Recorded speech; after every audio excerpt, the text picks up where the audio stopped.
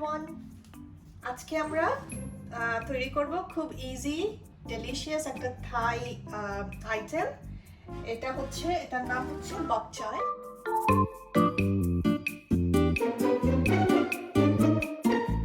এখানে আমি নিয়ে নিয়েছি 4 বান্ডিল বক চয়। তো যে এটা অ্যাকচুয়ালি লেটুসের মতো। এটার জন্য আমার লাগবে গার্লিক, আমি নিয়ে নিয়েছি 6টা। আমার লাগবে সয়া সস, ওয়েস্টার সস এবং লবণ, আর সামান্য তেল লাগবে সয়া সস আর ওয়েস্টার সসকে সটে করতে। আচ্ছা, প্রথমে আমি বক চয়টাকে একটা গরম পানিতে একটু ভাপিয়ে নিব, হালকা গরম পানিতে, মানে গরম পানিতে অল্প কতক্ষণের জন্য রেখে এটাকে একটু সিদ্ধ করে নিব। পানিটা গরম হতে হতে আমি গার্লিকটাকে স্লাইসেস করে নেব।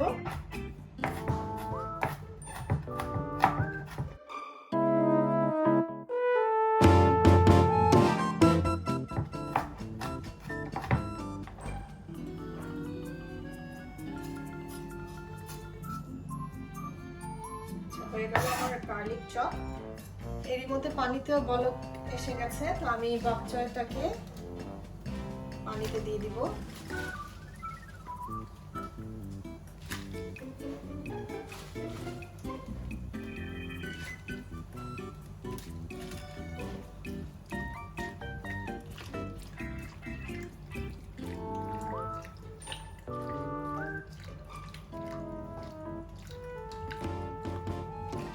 আমি একটু পানিতে বক চয়টাকে ফুটিয়ে নেই দুটো কারণে।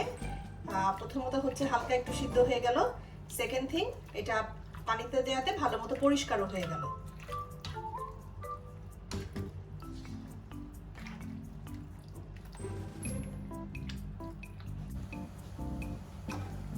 এটা হয়ে গেল, সিদ্ধ হয়ে গেল। আমি এটাকে একটা প্লেটে তুলে রাখছি। একদম নরম সিদ্ধ হবে না, জাস্ট একটুখানি 1 মিনিটের জন্য নাড়াচাড়া করে গরম পানিতে তুলে ফেলতে হবে। এটা কিন্তু একটু কচকচাই থাকবে।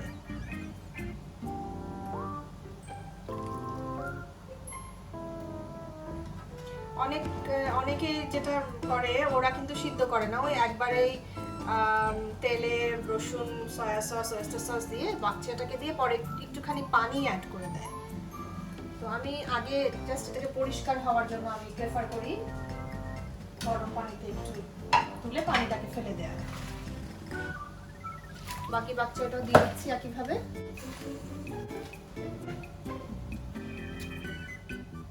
তো এটাও হয়ে গেল, আমি এখন তুলে নিব।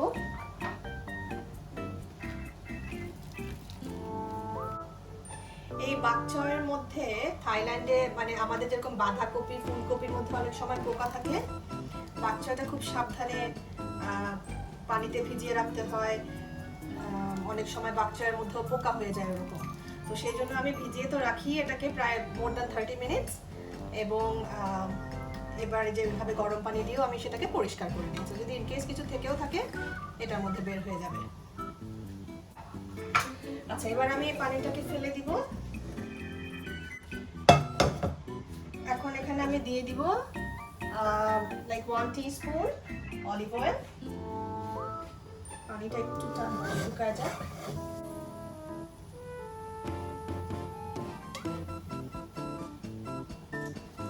অলিভ অয়েলের মধ্যে আমি দিয়ে দিব চপড গার্লিক।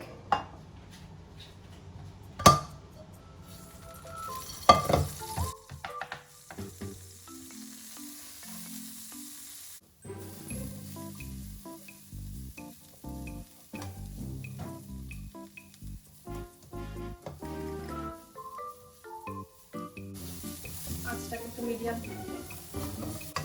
অলরেডি রসুনের ফ্লেভার একটা আসছে খুব সুন্দর। তো রসুনটাকে আমি এখন একদম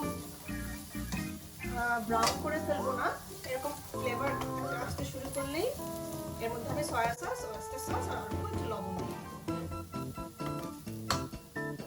সো দিয়ে দিচ্ছি সয়া সস 1 টেবিলস্পুন,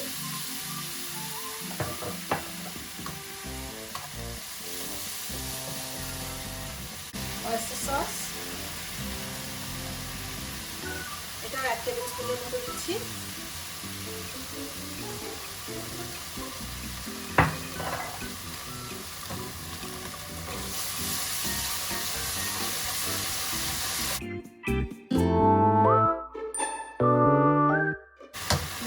লবণ একদম অল্প, সয়া সসে প্রচুর লবণ থাকে। আমি একটু just a pinch of salt use করলাম।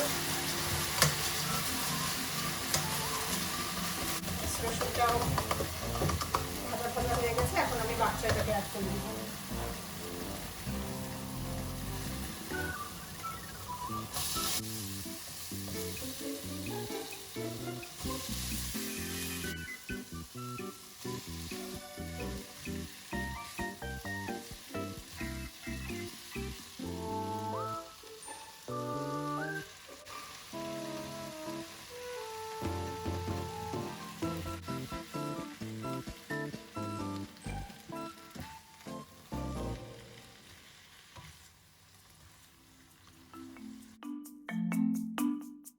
যা প্লেন রাইসের সাথেও কিন্তু বয়েলড রাইসের সাথেও খেতে খুব মজা লাগে। আর যদি কিছু চিকেন বা ফিশ থাকে, বয়েলড ফিশ, গ্রিলড ফিশের সাথেও খুব ভালো লাগে খেতে। অনেক সময় এটাকে নুডলসের মধ্যেও ছেড়ে দিলে সুন্দর ফুলের মতো গ্রিন একটা লিফি টেক্সচার আসে, নুডলসটাও খেতে খুব টেস্টও ভালো হয়। তো এই তো তৈরি হয়ে গেল হেলদি, ইজি এবং খুব অল্প সময়ে তৈরি করা যায় একটা থাই রেসিপি। আসুন এটাকে এবার আমরা সার্ভ করে দেখাই।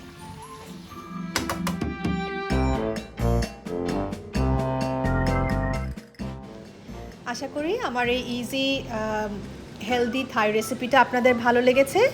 ভালো লাগলে অবশ্যই রান্না করতে চেষ্টা করবেন এবং আমাকে জানাবেন কেমন হলো। আর আমার চ্যানেলকে অবশ্যই সাবস্ক্রাইব করবেন এবং ফ্রেন্ডসদের সাথে শেয়ার করবেন। সবাই ভালো থাকবেন, আবার দেখা হবে।